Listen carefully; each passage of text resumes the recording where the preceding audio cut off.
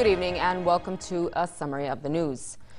Prime Minister Abdullah Mansour pledged that his government will take drastic action as soon as possible to resolve the problem of the slow handling of containers at the Aqaba container terminal that has resulted in significant losses to importers and exporters. The Prime Minister told a meeting with the 4 entities that oversee the container inspection at the port of Aqaba, the Customs Department, Food and Drug Administration, the Jordan Standards and Meteorology Organization and Aqaba Customs Affairs Commissioner, that the Cabinet yesterday adopted a set of measures to increase the efficiency of work at the terminal. The Prime Minister asked the Transport Minister Lina Shabib to hold a meeting in Aqaba tomorrow with representatives of the oversight bodies that operates the Aqaba truck control and report back to him on the progress of work, hindrances and proposals to address the delays.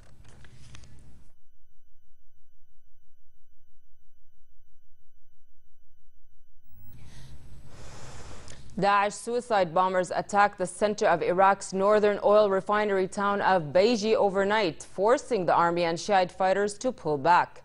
The town of Baiji and its refinery, Iraq's largest, have been a battlefront for more than a year, with control changing hands many times during the conflict.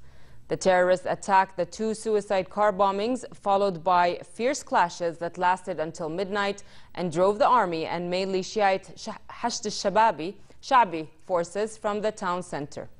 Army forces said the army and Hashd group were prepared to respond to the latest terrorist attack.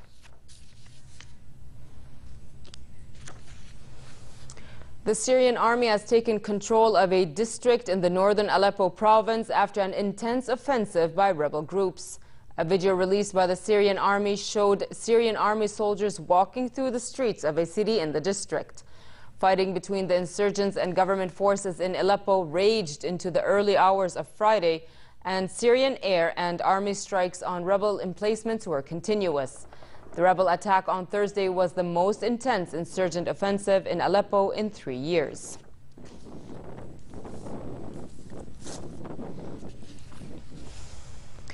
The United States and its allies conducted airstrikes against Daesh targets in Iraq and Syria, according to a statement issued by the coalition leading the operation. In Syria, coalition military forces conducted 26 airstrikes using bomber attack, remote and fighter aircraft.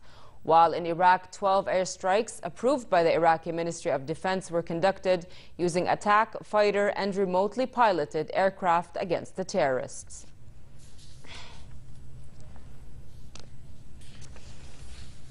The United Nations Special Envoy to Yemen, Ismail Ould Sheikh Ahmed, arrived in the Yemeni capital amid intensified efforts to negotiate a humanitarian truce in the war-torn country. The three-month war has so far killed nearly 3,000 people and plunged the already impoverished country into an all-out humanitarian crisis, with millions of people struggling to secure food, water, medicine and fuel. Sheikh Ahmed wants to arrange a pause in fighting until the end of the holy month of Ramadan to allow for deliveries of humanitarian aid. The envoy said though he was optimistic about reaching a temporary truce, his main goal was to achieve a long-term political resolution.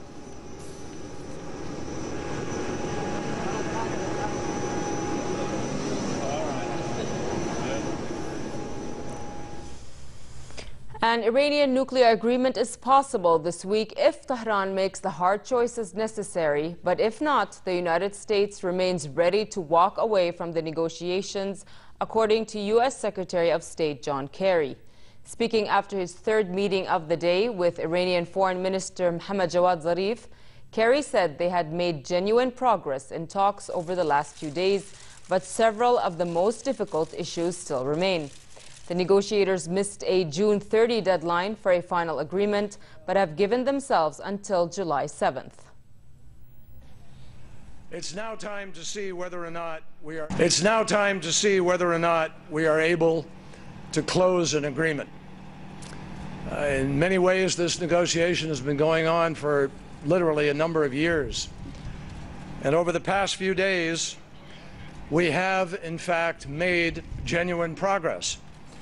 But I want to be absolutely clear with everybody. We are not yet where we need to be on several of the most difficult issues.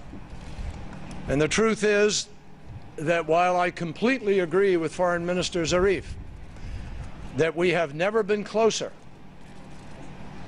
at this point, this negotiation could go either way. Greeks voted by a large margin to reject the austerity terms of an aid package from international creditors, according to the final result of today's referendum. But only 39% were estimated to have voted in favor. The results would hand a big victory to Greek Prime Minister Alexis Tsipras, who urged voters to say no to an aid package, which he called a national humiliation and an ultimatum from creditors.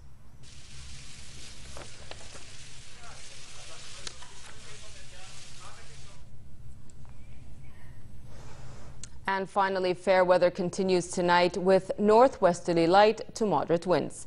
Tomorrow, moderate conditions prevail in most regions, but it will be relatively hot in the Badia and the Jordan Valley. Temperatures in Amman will range between a high of 33 degrees Celsius and a low of 23. The Gulf of Aqaba should expect hot conditions tomorrow with a high of 40 degrees, while winds will be northerly moderate and the seas calm. And with that, we come to the end of tonight's news summary. I'm Nancy Khair. Thank you for watching and have a good night.